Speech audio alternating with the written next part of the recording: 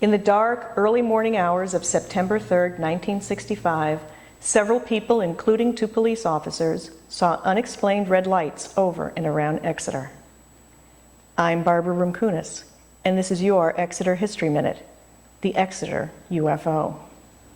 Just after midnight, police officer Eugene Bertrand came upon 2 women huddled in a parked car on the Route 101 bypass.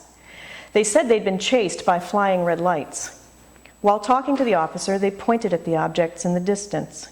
Unimpressed, Bertrand calmed them down and sent them on their way. Several hours later, a frightened Norman Muscarello burst into the Exeter police station saying he'd been chased by something on a long, dark road in Kensington. Something big, flashing blinding red lights in a sequence. He'd never seen anything like it. He and Officer Bertrand drove back to Kensington, where they encountered the lights again, still in the sky, moving, blinking in sequence. Officer David Hunt arrived and saw the lights. They filed a report and called Pease Air Force Base, 11 miles away in Newington. The incident made it into the news, and other people reported having seen red lights in the night sky. What was it? Was it the Air Force? There were training exercises flying out of Pease those nights called Big Blast, though it was supposed to be completed an hour before Muscarello saw the lights.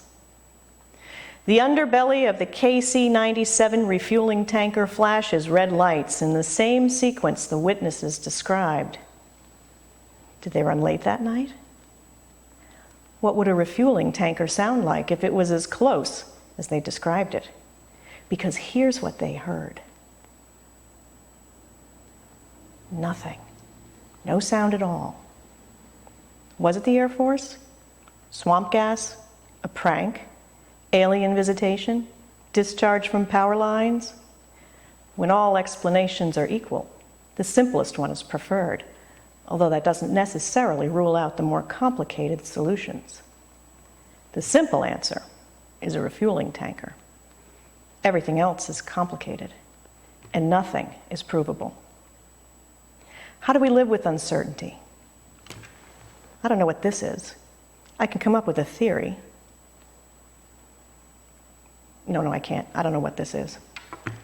We might have to live with the U, the unidentified, in UFO. To quiet our discomfort with the unknown, Exeter throws a party. We're lighthearted about the more outrageous, while exploring the unlikely but not wholly dismissible possibilities.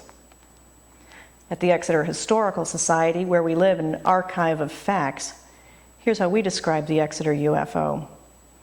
In the dark, early morning hours of September 3rd, 1965, several people, including 2 police officers, saw unexplained red lights over and around Exeter.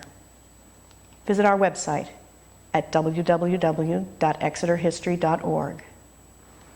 What do you think, Paul?